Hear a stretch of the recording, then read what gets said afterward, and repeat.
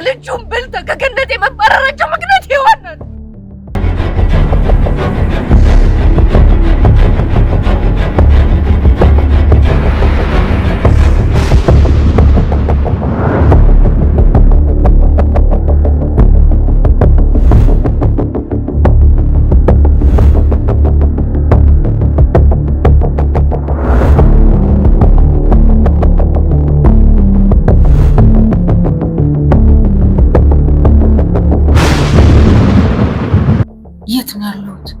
እዚህ ጥቅጥቅ ደን ውስጥ ምን አመጣኝ?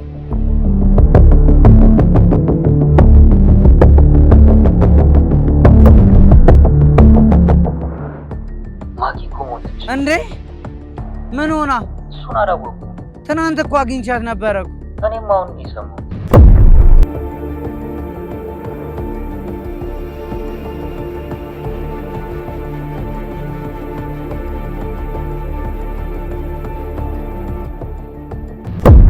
እግዚአብሔር በመጀመሪያ ሰማይና ምድርን ከፈጠረ በኋላ አዳምን ፈጠረ።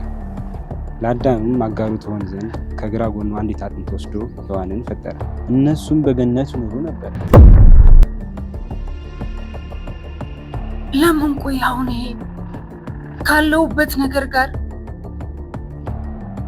ሊያወጣኝ የማይችል ሀሳብ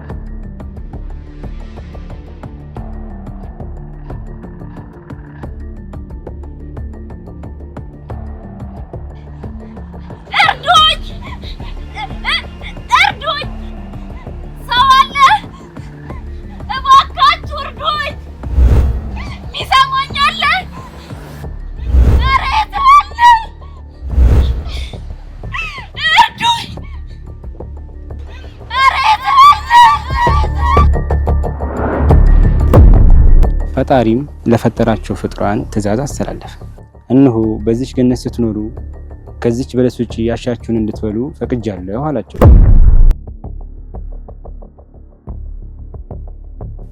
ትእዛዙን ተላልፈው በበሉት ዕፀ በለስ የጸጋ ልብሳቸው ተገፈፈ። የጸጋ ልብሳቸው ተገፈፈ።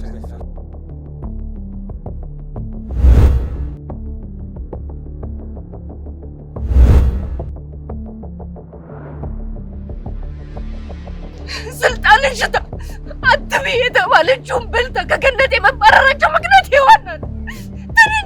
አትቢ የተባልኩትን አልበላም፣ ትእዛዝ አልተላለፍኩም። እኔ በየትኛው ጥፋቴ ነው የምትቀጣኝ ፈጣሪ? በየትኛው?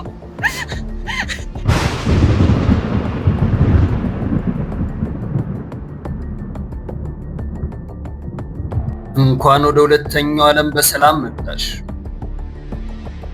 የትኛው ዓለም መጥቼ ነው ደግሞ? እኔ እስከማውቀው አንድ ዓለም ብቻ ነው። ልጄ ይህን ስነግርሽ በጣም እያዘንኩ። አንቺ በስጋ ሞተሻል። ምድር ላይ አይደለሽም፣ ገነትም አሊያም ሲኦል አይደለሽም። ነፍስሽ ገና በፈጣሪ ዘንድ አልተጠራችም። እንዴ አልገባኝም። ምኑ ነው ያልገባሽ? መሞትሽ እኮ እኔ ሞቻለሁ። አዎ ሞተሻል። አይ ይሄማ በፍጹም ሊሆን አይችልም። እኔ ሞቻለሁ? ቆይ እንዴት ሞትኩኝ? የዚህ ምላሽ ያለው አንቺ ጋር ነው። አይኖችሽን ከድነሽ ለማስታወስ ሞክሪ።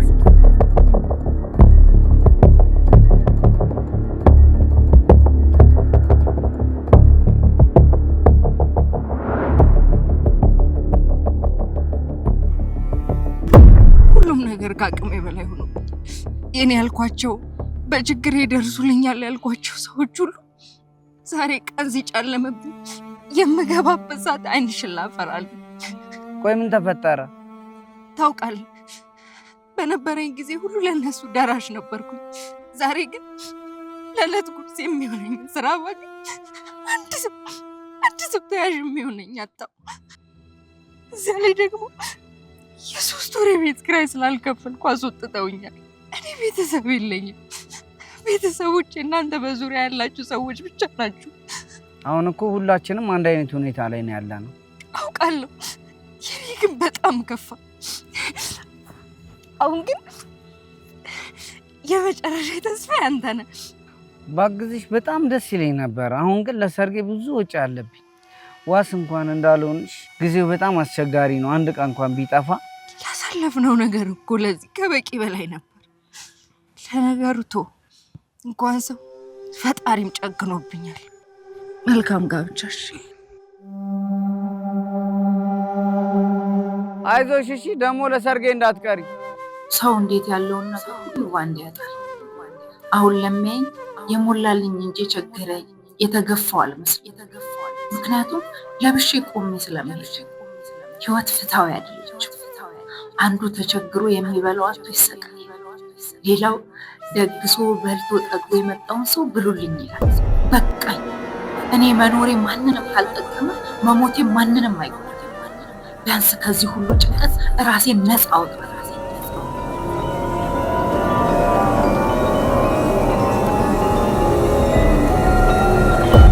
ልጄ የሰው ልጅ በምድር ሲኖር ብዙ ፈተናዎች አሉበት። ያንን ፈተና ደግሞ ከፈጣሪ ጋር ጠንክሮ ማለፍ እንጂ ፈጣሪ የፈጠራትን ነፍስ የማጥፋት ፍቃድ የለም። በዛ ላይ ብዙ ነገር የሚጠብቅሽ ወጣት ሴት ነበርሽ። ራስሽን ማጥፋት አልነበረብሽም። ቆይ ግን አንተ ማን ነህ? እኔ መልአከ ሞት፣ ነፍስን ወደ ፈጣሪ ማድረስ። እኔ መሞት አልፈልግም።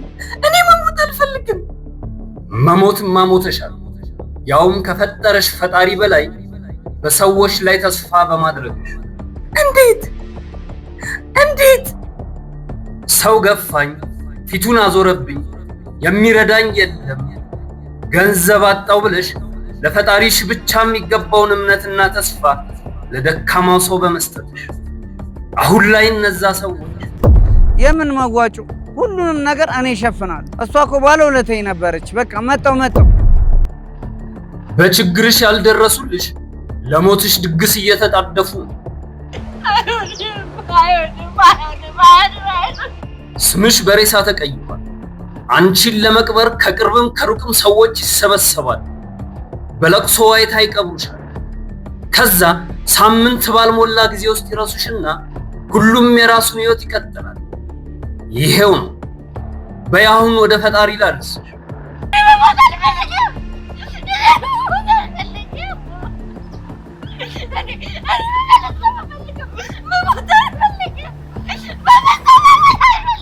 አንዴ እዚህ ከመጡ በኋላ መመለስ የለም።